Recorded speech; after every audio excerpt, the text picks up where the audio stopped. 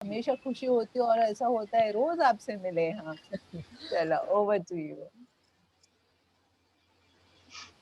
Okay, सुनाई दे रहा है? यस यस हम। यस। ओके, प्रेजेंटेशन दिखाई दे रहा है कि? हाँ, या थोड़ा आपको स्लाइड मोड पे ये मैक्सिमाइज कर दो स्लाइड मोड पे। ओके, हाँ, तो अभी हमेशा के जैसे आपके ग्रुप के साथ बातचीत करके हमेशा अच्छा लगता है और बहुत ज़्यादा है आप लोगों के साथ।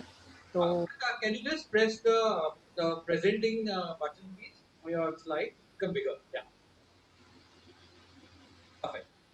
हाँ, yes that's better. Yes, okay, तो बहुत अच्छा लग रहा है आप सभी लोगों को देखकर, और ये भी बहुत अच्छा लगा था कि आप लोग जो ब्रेन जिम एक्टिविटीज़ सिखाए गए थे वो प्रैक्टिस भी कर रहे हैं, तो बहुत अच्छी बात है। आपको फ़ायदा भी दिखाई दिया होगा ऐसी मैं आशा करती हूँ।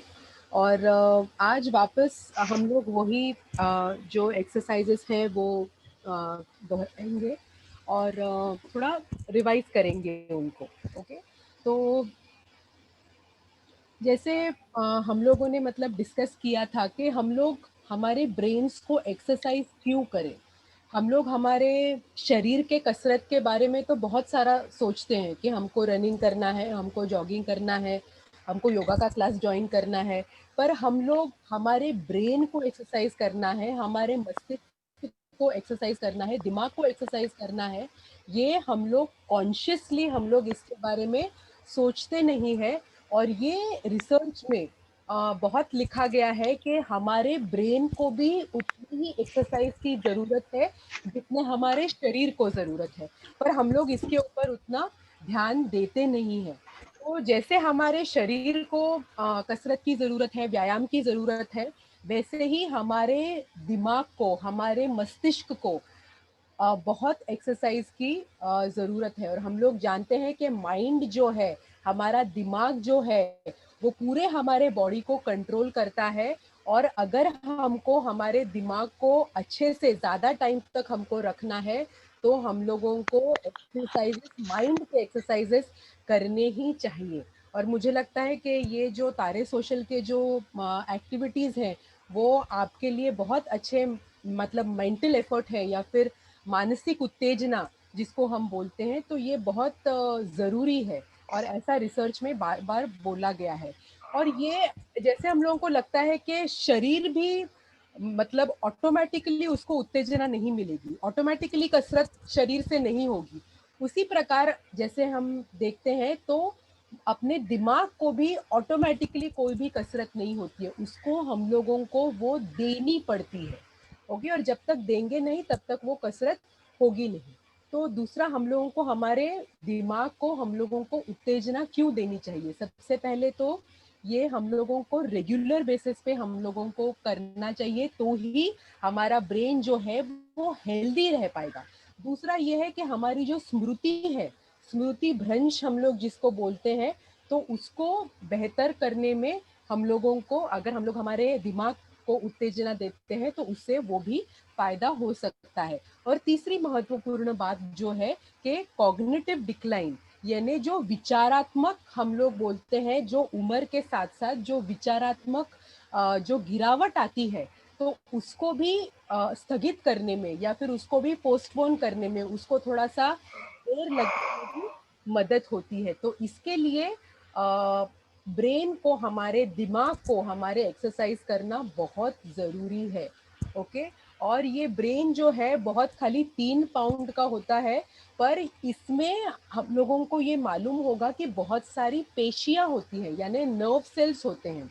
तो ये बिलियंस ऑफ नर्व सेल्स उसमें होते हैं, और जब तक ये एक दूसरे के साथ कम्युनिकेट नहीं करते हैं, जब तक एक दूसरे के साथ ये नेटवर्किंग नहीं होता है, तब तक हमारे ब्रेन्स एक्सरसाइज नहीं होते हैं। तो इसके लिए आज जो हम लोग देखने जा रहे हैं वो ब्रेन जिम, यानी हमारे शरीर को भी व्यायाम है और हमारे दिमाग को भी व्यायाम है, तो इसको एकत्रित किया है और इसके लिए ये ब्रेन जिम बहुत ज़रूरी है। तो ये जो है 1960 में पॉल और गेल डेनिसन नाम के दोनों एजुकेशनिस्ट थे। तो उन्होंने यूएस में इन्होंने मतलब इसको मतलब फाइंड आउट किया, इसको ढूंढा वो लोगों ने।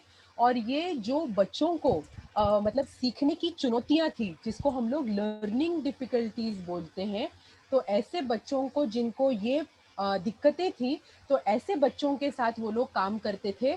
और इनको ये लगा कि ये ब्रेन जिम जो है, इसके वजह से ये बच्चों को फायदा हो सकेगा। और बहुत सारे मतलब ऑलमोस्ट 20 साल के रिसर्च के बाद उनको ये पता चला कि ये सिर्फ बच्चों के लिए ही उपयोगी नहीं है, ये स्पोर्ट्स पर्सन्स के लिए भी है, एथलीट्स के लिए भी है, जो लोग नाटक में परफॉर्म करते हैं उनके लिए भी है।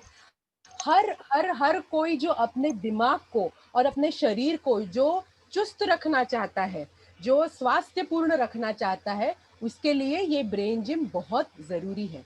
ओके, तो ये जो है कि हमारे मन और हमारे शरीर के बीच में जो संबंध है, उसको हम दृढ़ कैसे रख सकते हैं, इसके बारे में इसका ये मुख्य उद्देश्य है कि हम लोग स्ट्रेंथन कैसे कर सकते हैं। और हमारे ब्रेन में, हमारे दिमाग में जो अलग अलग विभाग होते हैं, जो अलग अलग भाग हैं, जिसको हम लोग गोलार्ध बोलते हैं, जो अलग अलग ब्रेन में हमारे हेमिस्फीयर्स हैं, उनमें कनेक्शन और ज्यादा दृढ़ करने के लिए ये ब्रेन जिम बहुत महत्वपूर्ण है। तो किसने ये, मैंने जैसे बोला कि पॉल और गेल डेनिसन, इन्होंने 1960 में इसको ढूंढा था। और इन्होंने एजुकेशनल काइनेसियोलॉजी, तो ये काफी बड़ा शब्द है। काइनेसियोलॉजी यानी साइंस ऑफ मूवमेंट, यानी कुछ हालचाल है या फिर हरकतें जो है, तो इनका जो विज्ञान है, इसको एजुकेशनल काइनेसियोलॉजी बोलते हैं। और ये एजुकेशनल काइनेसियोलॉजी के अंडर उन्होंने बोला कि 26 मूवमेंट्स हैं, 26 हरकतें हैं, 26 एक्टिविटीज हैं जो हम लोगों को करने चाहिए। और उसमें के करीब 7-8 मैं आपके सामने अभी रखने जा रही हूँ, या फिर हम लोग वो साथ में रिवाइज करेंगे। ओके, तो इसका वृद्धों को कैसे इसका उपयोग हो सकता है। तो सबसे पहले इससे हमारी जो मोबिलिटी है, चलने चलने का जो हमारा ये है, वो भी इम्प्रूव हो सकता है। दूसरा, कोऑर्डिनेशन मतलब समन्वय जो है पूरे बॉडी में, मसल्स में भी इसमें इम्प्रूवमेंट या फिर सुधार हो सकता है। हमारे मेमोरी में, स्मृति में इम्प्रूवमेंट हो सकती है। एकाग्रता, हम लोग जनरली देखते हैं कि वृद्धत्व में कोई भी एक चीज में एकाग्र रहने में, कंसंट्रेट करने में प्रॉब्लम होता है, तो ब्रेन जिम के वजह से ये कंसंट्रेशन भी आराम से हो सकता है। नए नए कौशल हम लोगों को सीखने में मदद हो सकती है। और हम लोग जनरली देखते हैं कि ये वृद्धत्व में क्यों सीखना चाहिए, क्या जरूरत है, अभी मुझे क्या फायदा है। तो ये ऐसे बहुत सारे वृद्ध इसके बारे में सोचते हैं कि क्यों सीखने का ये टाइम में, हमारी तो उम्र चली गई, क्या क्या सीखने की जरूरत है। तो एक छोटा सा मैं आपको इसमें मतलब इंसिडेंट बोलना चाहूंगी कि मेरी एक दादी थी, और वो दादी करीब मुझे लगता है कि 87-88 साल की होंगी। और इनको मतलब लिखने पढ़ने का बहुत शौक था, और पर ये लिख नहीं पाई थी। और इनको जो हम लोग इंग्लिश, ये संस्कृत में जो श्लोक वगैरह होते हैं, श्लोक जो होते हैं, तो वो उनको बहुत अच्छे से आते थे लोगों के सुन सुन के। तो मैंने एक बार इनको पूछा कि दादी, आप अगर लोगों का ऐसे ही मतलब सुनती हैं, तो आप लिखने पढ़ने को खुद क्यों नहीं सीखती, ताकि फिर आपको भी पढ़ने को आएगा, ये जो सब पोथियां वगैरह है आप भी खुद पढ़ सकेंगी। तो मेरे दादी ने मेरे को ऐसे देखा कि जैसे मतलब मैंने इतना मतलब मूर्ख, सबसे मैं मतलब पूरे प्लेनेट पे सबसे मूर्ख जो प्राणी हूँ, वैसे उन्होंने मुझे देखा। और बोला कि, और 2 मिनट मेरे से बात ही नहीं की। और फिर 2 मिनट के बाद बोला कि तुमको पता भी है तुम क्या बोल रही हो। तो मैंने कहा उन्होंने फिर खुद ही बोलने लगी कि मेरा एक पैर इधर है और मेरा दूसरा पैर, तो बोली कि मेरा दूसरा पैर स्मशान में है।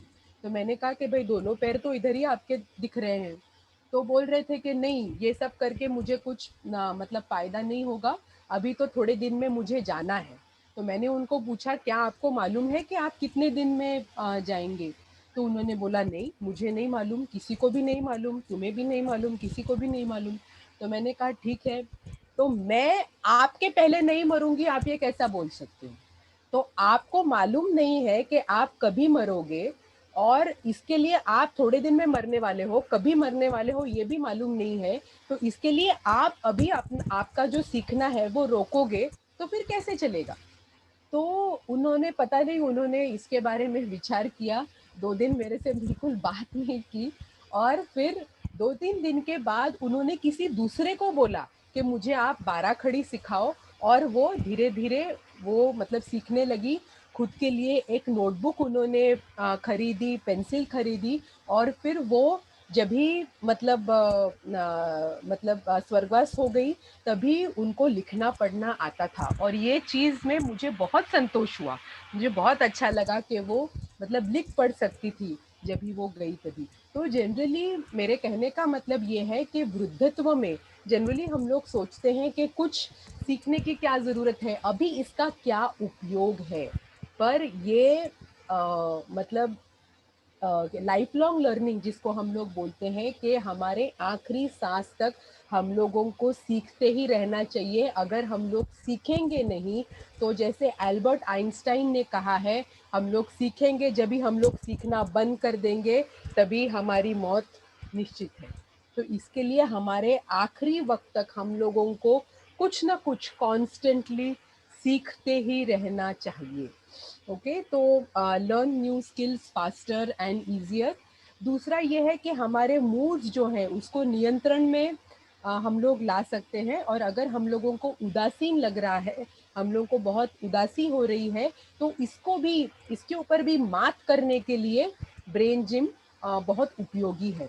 हमारी विचारात्मक जो शक्ति है, तो उसको भी, उसमें भी सुधार लाने के लिए ब्रेन जिम बहुत ज़रूरी है। हमारे में उत्साह भरने के लिए भी ब्रेन जिम का बहुत उपयोग हो सकता है। और इसकी खासियत ये है कि मन, हमारे मन को भी और हमारे शरीर को एक साथ व्यायाम देने में ये ब्रेन जिम बहुत उपयोगी है। और इम्प्रूव ओवरऑल हमारा जो वेलबींग है, हमारा जो मतलब एकाग्र जो हमारा स्वास्थ्य है, तो उसको भी, उसमें भी सुधार लाने में ब्रेन जिम का बहुत उपयोग हो सकता है। तो अभी हम लोग ये ब्रेन जिम एक्सरसाइजेस के ऊपर जाएंगे। तो सबसे पहले है ये ब्रेन बटन्स। ओके, तो हम लोग शुरुआत करेंगे। हम लोगों को ये 3 उंगलियां लेनी है, द फर्स्ट 3 फिंगर्स, और हम लोगों को ये कॉलर जहाँ पे हम लोग गले में डालते हैं, तो जिसको हम लोग कॉलर बोन कहते हैं, तो इसको हम लोगों को धीरे धीरे हम लोगों को मसाज करना है। और मेरा दूसरा जो हाथ है, मेरे को दूसरे मेरे नाभि पे यानी नेवल पे मुझे रखना है। मैं आपको इसका एक ये बताती हूँ, यहाँ पे एक डेमोन्स्ट्रेशन है, उन्होंने करके दिखाया है कि ये ब्रेन बटन ब्रेन जिम में किस प्रकार से करते हैं। तो आपको ये एक हाथ अपने नाभि पे, पेट पे अपने रखना है, और दूसरा जो हाथ है उसके 3 जो उंगलियां हैं, आपको धीरे धीरे कॉलर बोन के नीचे आप लोगों को धीरे धीरे ये मसाज करनी है। ओके,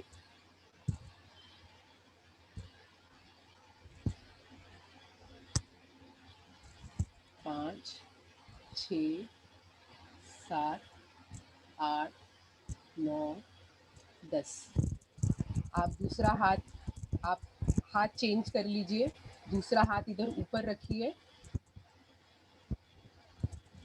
और वापस 10 बार कीजिए। 1, 2, 3, 4, 5, 6, 7, 8, 9, 10। ओके, तो ये जो ब्रेन बटन्स हैं उससे बोलते हैं कि हमारा जो रक्त प्रवाह है, जो ब्लड फ्लो मस्तिष्क को, हमारे ब्रेन को, तो वो इम्प्रूव हो सकता है।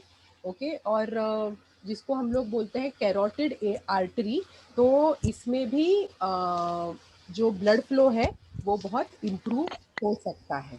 ओके, तो ये है ब्रेन बटन्स। ओके, तो आप ये 10 बार एक हाथ से और 10 बार दूसरे हाथ से आप ये कर सकते हैं। ओके, तो समझ में आया। सबसे पहले है ब्रेन बटन्स। ओके, दूसरा हमारा जो एक्सरसाइज है वो है क्रॉस क्रॉल।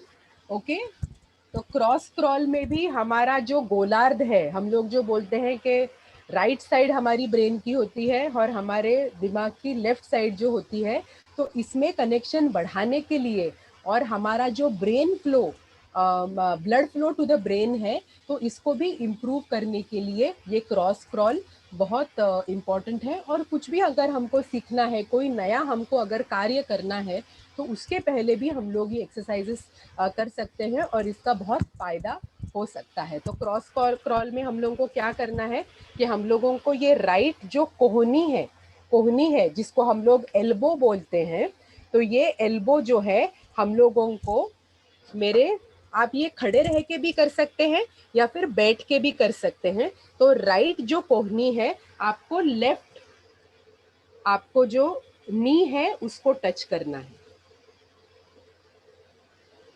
ओके, ये जो लेफ्ट है, ये लेफ्ट कोहनी है, आपको राइट नी को आपको टच करना है।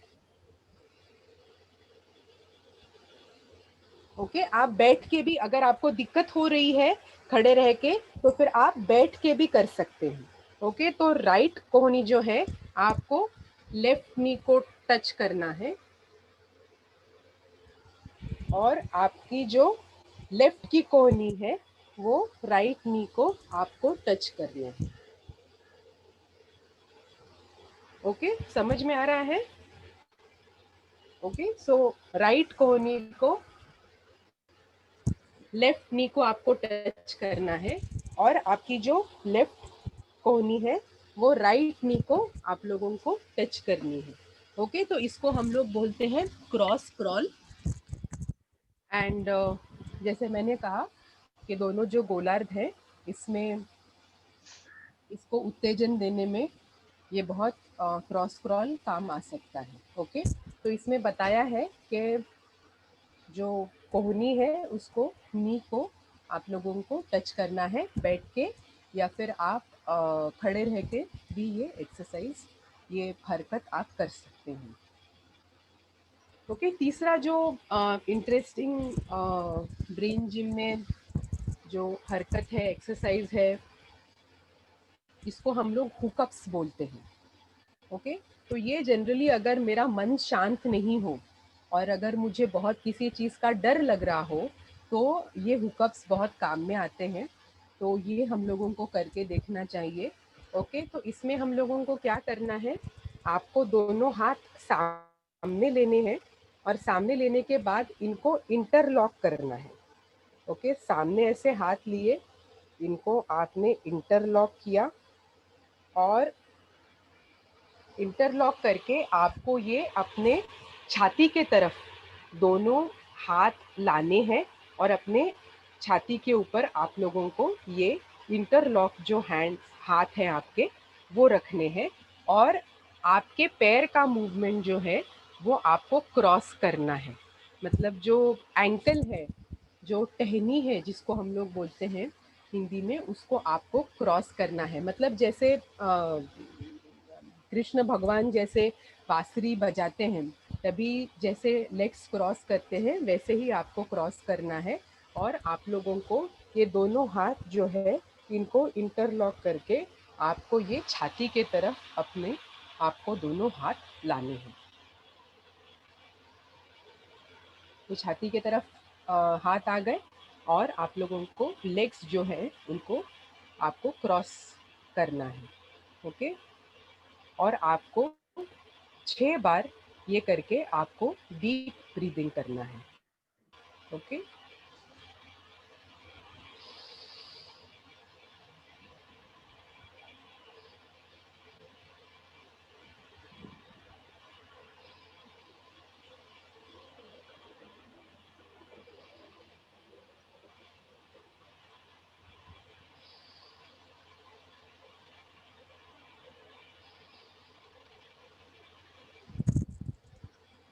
आप होने के बाद आप रिपीट भी कर सकते हैं।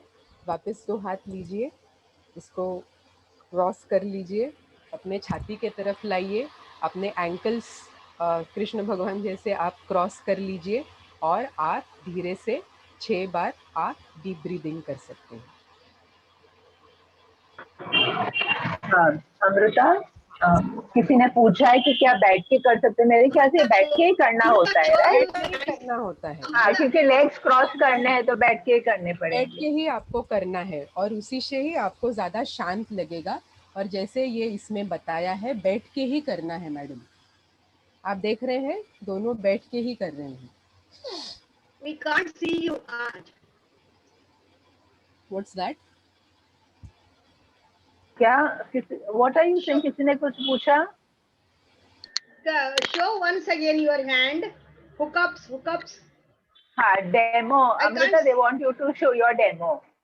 अच्छा मैडम, your hand. हाँ मैडम, हाँ जो हाथ है ना उसको आप सामने लाइए, पहले ऐसे सीधे रखिए। सीधे रखने के बाद इसको ऐसे लॉक कीजिए, लॉक करके अपने छाती के तरफ लाइए। आ रहा है समझ में? इधर भी दिखाया है, देखिए। हाँ, हाथ को ऐसे, ये देखिए ऐसे करके, ऐसे हाथ है मेरे, इनको क्रॉस करना है और इनको मुझे छाती के तरफ मुझे हाथ लाने हैं। आया समझ में मैडम? Got it. हाँ, ओके। और मेरे एंकल्स मुझे मैडम क्रॉस करने हैं, इसको बोलते हैं हुकअप्स। तो जब भी आपको दिक्कत हो रही हो, समझ में नहीं आ रहा हो क्या करना है, अशांत लग रहा हो, अस्वस्थ लग रहा हो, तो तभी आप ये हुकअप्स का एक्सरसाइज जो है वो कर सकते हैं। ओके, और आपको धीरे धीरे आपको शांत लगेगा। ओके। दूसरा जो इंटरेस्टिंग एक्सरसाइज है ब्रेन जिम में, उसको बोलते हैं अपना नाम हवा में लिखना। ओके, और ये काफ़ी इंटरेस्टिंग है। और इसमें बोलते हैं कि अगर समझो मुझे कोई महत्वपूर्ण चीज़ अगर मुझे याद रखनी है तो इसका हम लोग उपयोग कर सकते हैं। सबसे पहले तो हम लोग देखेंगे कि हमको ये कैसे करना है। ओके, तो मेरा नाम अमृता है, तो मैं समझो अभी इंग्लिश में अगर लिखूं तो सबसे पहले तो मुझे सीधा लिखना है और उसके बाद हवा में मुझे मेरा नाम उल्टा लिखना है। ओके, सो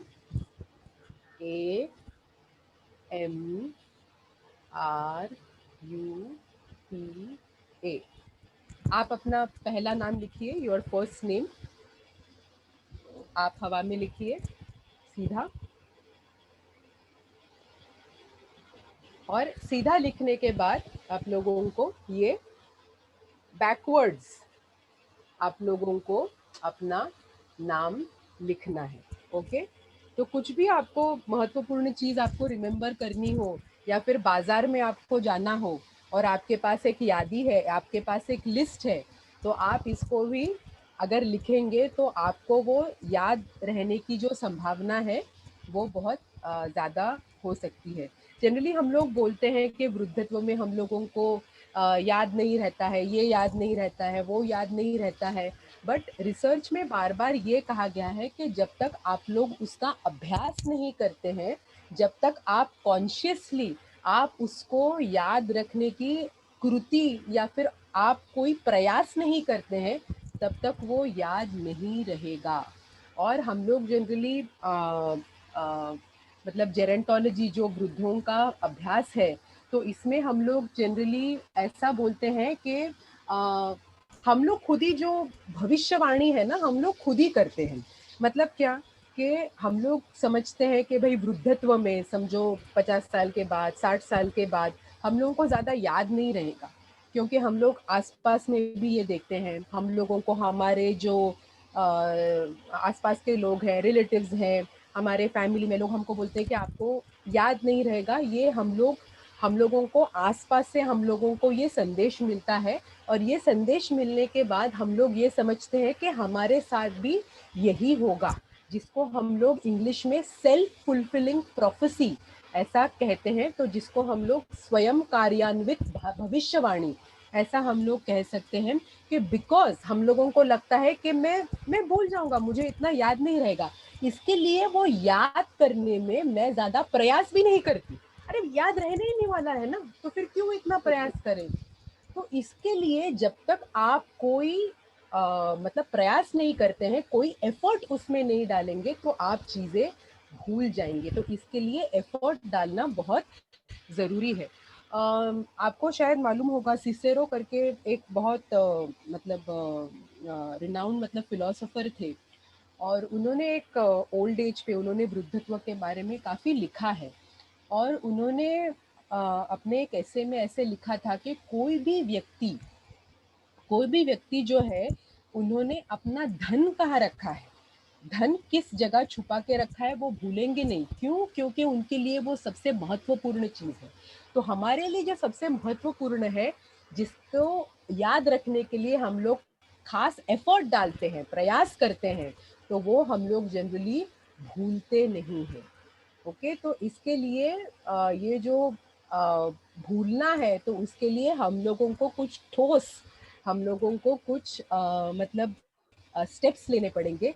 और अगर हम लोग स्टेप्स लेंगे, एफर्ट लेंगे, प्रयास करेंगे, प्रैक्टिस करेंगे, तो हमारे में ये जो भूलने की, हम लोग जो खुद समझते हैं कि हमारे में जो बीमारी है, तो वो कम हो जाएगी। ओके, तो जैसे मैंने बोला कि नेम इन द एयर, हम लोगों को पहले सीधा लिखना है और फिर बाद में आपको उल्टा लिखना है। ओके, और यहाँ पे और एक भी वेरिएशन है कि you can also try it with your eyes closed. Okay, so eyes close करके भी आप लोग, आपको जो इम्पोर्टेंट है वो आप लिख सकते हैं। ओके, आपको अगर लगता है कि मुझे ये, काफ़ी सारे लोग बोलते हैं कि मुझे ये आदमी का नाम ध्यान में नहीं रहते हैं, नेम्स मुझे ध्यान में नहीं रहते हैं, तो आपको अगर लगता है कि वो व्यक्ति महत्वपूर्ण है, तो फिर आप वो व्यक्ति का नाम हवा में लिख के देखिए, आपको याद रहता है कि नहीं। आप देखिए, 2-3 बार आप प्रैक्टिस कीजिए और फिर बाद में आप उसको याद रखने की कोशिश कीजिए। कुछ ना कुछ प्रयास कीजिए, एफर्ट करना बहुत ज़रूरी है। ओके, तो ये names in the air. Okay, तो इससे दिशात्मकता भी आती है, और ओरिएंटेशन भी हो सकता है। कुछ भी नया सीखने के लिए ये बहुत इम्पोर्टेंट है, या फिर इसका हम लोग उपयोग कर सकते हैं। ओके, सो दूसरा जो इम्पोर्टेंट ये है, वो है, इसको हम लोग आलसी 8 बोलते हैं, लेजी 8। तो इसमें आपको क्या करना है, आपको अपना अंगूठा ऊपर करना है, अंगूठा, and you have to look at the, जो कोनी है, the tip of the thumb, जो अंगूठे की कोनी है, उसको आपको देखना है, टिप ऑफ द थंब, और साइडवेज आपको, आपके बगल में, सीधा नहीं, आपके बगल में आपको 8 नंबर जो है वो आपको ड्रॉ करना है। ओके, सोते हुए मतलब साइडवेज। और आपको तभी आपके जो कोनी है, जो टिप ऑफ द थंब पे आपको, आपका ध्यान आपको केंद्रित करना है।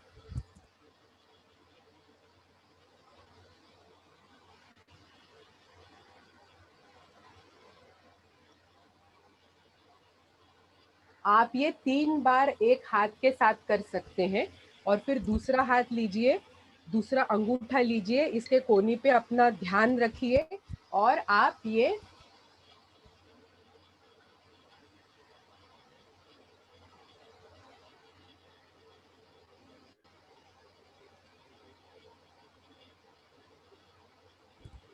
ओके, ये 8, लेजी 8, आलसी 8, ऐसा इसका नाम है। और ये जनरली ब्रेन जिम का और एक भी उपयोग जो है, वो है कि हम लोग अगर कोई भी चीज़ के बारे में सोच रहे हैं कॉन्स्टेंटली, हम लोग कि मुझे ये विचार आते रहते हैं जो मुझे नहीं चाहिए, तो उसको दूर करके मुझे जो चीज़ में मुझे मेरा ध्यान केंद्रित करना है, तो उसमें भी मैं ध्यान लगा सकती हूँ। बिकॉज ये एक्सरसाइजेस मुझे वो करने में फोर्स करते हैं, क्योंकि मैं कुछ मूवमेंट भी कर रही हूँ, तो इससे मेरे दिमाग को हेल्प होता है। तो कोई भी मूवमेंट करना, ये जो ब्रेन जिम है, it is based on movement, यानी कोई हरकत, हालचाल पे ये आधारित है कि कोई हालचाल आप करो, बैठे मत रहो। ओके, हालचाल करना, मूवमेंट करना, ये बहुत ज़रूरी है। ओके, ओके, तो ये लेजी एट आप देख रहे हैं कि उन्होंने साइडवेज ये किया है, आपको सीधा नहीं करना है, आपको साइडवेज आपको 8 निकालना है। और तभी करते हुए आपको अपने कोनी पे, अंगूठे के कोनी पे आपको ध्यान रखना है। इससे आपकी एकाग्रता जो है, कंसंट्रेशन जो है, वो भी इम्प्रूव हो सकता है। कोई चीज़ के पहले अगर मुझे कंसंट्रेट करना है, मुझे कोई चीज़ अच्छे से सीखनी है, तो इसमें उपयोग हो सकता है। ओके, तो दूसरा ये जो है वो है रूबा डब। ओके, ये रूबा डब में मुझे एक हाथ अपने सिर पे थपथपाना है धीरे से, और दूसरा जो हाथ है वापस अपने नाभि पे रखना है। तो एक जो मुझे थपथपाना है, और दूसरा जो हाथ मैं धीरे धीरे अपने नाभि पे मैं उसको मसाज कर रही हूँ। जितना अपने को लगता है उतना इजी नहीं है। ओके, थपथपाना है अपने सिर को और नाभि पे, वही टाइम पे हम लोगों को हाथ को मसाज करना है। ओके, और ये 10 बार करने के बाद आप हैंड चेंज कर सकते हैं, और इसको आप टैप कीजिए और आपके नाभि को आप धीरे से मसाज कीजिए। ओके, तो यहाँ पे जैसे लिखा है कि हम लोगों को जो नकारात्मक विचार आते हैं, जो नहीं चाहिए ऐसे विचार जो आते हैं, तो उनसे उनको दूर करने में ये रूबा डब जैसे एक्सरसाइजेस बहुत महत्वपूर्ण है। ओके ओके, और एक दूसरा ये जो है रूबा डब समझ में आया? और एक बार करने की ज़रूरत है? आपको सिर्फ ये हाथ थपथपाना है, और दूसरा जो है वो आपको अपने नाभि के ऊपर, नेवल के ऊपर, स्टमक के ऊपर आपको धीरे से मसाज करना है। फिर आपको हैंड चेंज करके अपने नाभि पे वापस ये करना है, और दूसरे हाथ से अपना सिर थपथपाना है। ओके, तो इसको बोलते हैं रूबा डब। सबसे पहले हम लोगों ने देखा वो है ब्रेन बटन था, फिर था क्रॉस स्क्रॉल, तीसरा था हुकअप्स, फिर हम लोगों ने देखा नेम्स इन द एयर, फिर हम लोगों ने देखा लेजी 8, और फिर बाद में हम लोगों ने देखा रूबा डब। और हम लोग जो लास्ट एक्सरसाइज हम लोग ये जो ब्रेन जिम की देखने जा रहे हैं वो है अल्फ़ाबेट एडिट। और ये मुझे लगता है आप लोगों ने मुझे लास्ट टाइम बताया था। Amrita, what is the first one? Amrita, first one. What is the name? First one. हाँ, फर्स्ट वन चाहिए। Yeah. Huh. What is that? Brain button. One minute Amrita, हम लोग ये हमारे वेबसाइट पे अपलोड करेंगे ये वीडियो। प्लीज तो टेंशन मत लीजिए अगर मिस हो गया, ध्यान नहीं रहा ना, तब आप या ना, I am just telling everybody, चिंता मत कीजिए, हम लोग ये हमारे वेबसाइट पे लोड करेंगे। आप पॉज करके देखिए, आराम आराम से कर भी पाएंगे। अभी डेफिनेटली दिखाएंगे आपको, लेकिन मैं ये बोल रही हूँ चिंता बिल्कुल मत कीजिए कि अगर हम भूल गए कैसे करेंगे, क्या करेंगे, बिल्कुल डोंट वरी। वेबसाइट से आप लोग चेक कर सकते हो हमारी वीडियो। ऑलराइट, तो अभी दिखा देंगे पहला वाला आपको अमृता। हाँ, यस ठीक है, अमृता। ये ब्रेन बटन्स आया समझ में मैडम? ठीक है,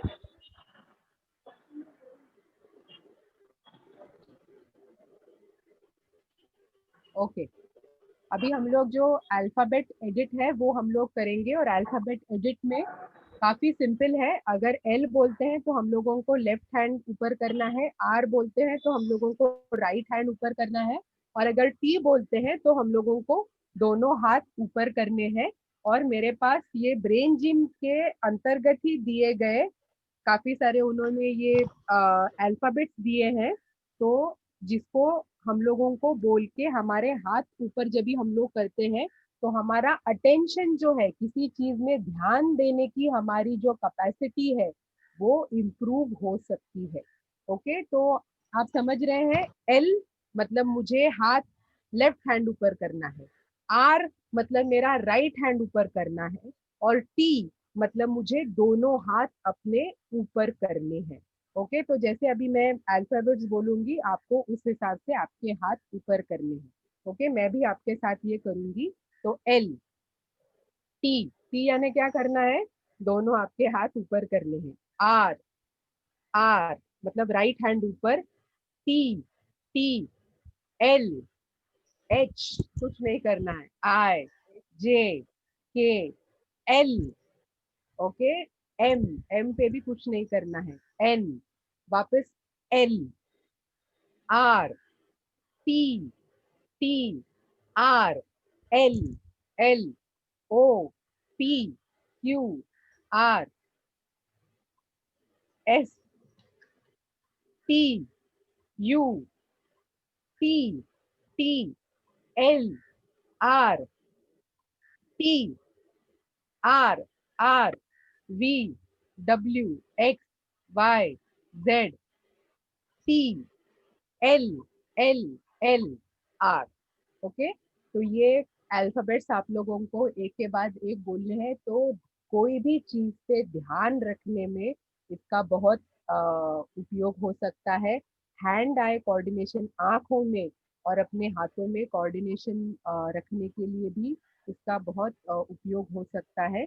और सुनने में भी हम लोगों को इसका उपयोग हो सकता है। तो ये है अल्फाबेट एडिट। तो जैसे मैं हमेशा मतलब मेरे बोलने में कहती हूँ कि आप लोगों को कोई ना कोई आप कार्य करते रहना चाहिए। इससे आपके शरीर को भी व्यायाम मिलेगा, आपके दिमाग को भी व्यायाम मिलेगा। और जो हम लोग यशस्वी वृद्धत्व में, जिसके ऊपर मैंने सबसे पहले बात की थी कि हम लोगों को कोई उद्देश्य लाइफ में होना बहुत जरूरी है कि मुझे ये करना है, मुझे ये सीखना है। तो ये कोई ना कोई उद्देश्य हम लोगों को तय करना हमारे लाइफ में ये बहुत इम्पोर्टेंट है। और मुझे लगता है एक ही सिर्फ मैं एग्जांपल दूंगी जो मैंने हाल ही में पढ़ा था कि 90 साल की एक जो औरत है जिनका नाम हरभजन कौर, तो 90 साल की उम्र में लड्डू लड्डू जो है बेसन की बर्फी, 90 साल की उम्र में इन्होंने लड्डू, बेसन के बर्फी के लड्डू बनाने शुरू किए। और आनंद महिंद्रा जो बहुत बड़े इंडस्ट्रियलिस्ट है, उन्होंने इनको एंटरप्रेन्योर ऑफ द ईयर का खिताब दिया। इनके साथ साथ ही हरभजन कौर के साथ साथ ही मन कौर करके एक औरत है जिनको अभी नारी शक्ति पुरस्कार अभी मार्च 2020 में दिया गया था। 93 साल में इन्होंने भागना सीखा और अभी 100 साल के बाद इनके पास बहुत सारे रनिंग के और एथलेटिक्स के मेडल्स हैं। 93, अपना बेटा उनका एथलेटिक्स में था और 93 साल में उन्होंने भागने की शुरुआत की। ओके, तो जैसे मैं हाल ही में पढ़ रही थी कि रविंद्रनाथ टैगोर जो है, जो बहुत, इनको नोबेल पुरस्कार भी दिया गया था, तो उन्होंने 60 साल तक उन्होंने कभी एक ब्रश को हाथ नहीं लगाया था, कभी नहीं लगाया था। और आज हम लोग देखते हैं कि बहुत सारे उनके पेंटिंग्स के एग्जीबिशन। ओके, तो हम लोग अगर तय करते हैं, हमारा अगर विश्वास दृढ़ है, तो कौन सी भी उम्र में कुछ भी सीखना असंभव नहीं है। ओके, तो सिर्फ एक चीज बोलूंगी और मेरा बोलना खत्म करूंगी कि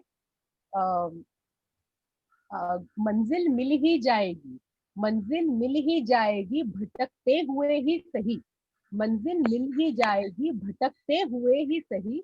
गुमराह तो वो है जो घर से निकले ही नहीं। तो जब तक आप घर से निकलोगे नहीं, जब तक आप कुछ करोगे नहीं, तब तक आपके ब्रेन को, आपके शरीर को व्यायाम नहीं मिलेगा। कुछ नया करने की हम लोगों को सतत हम लोगों को मतलब कोशिश करते रहनी चाहिए, क्योंकि कोशिश करने वालों की कभी हार नहीं है। Okay, so thank you very much, thank you very much, thank you very much Amrita. अच्छे से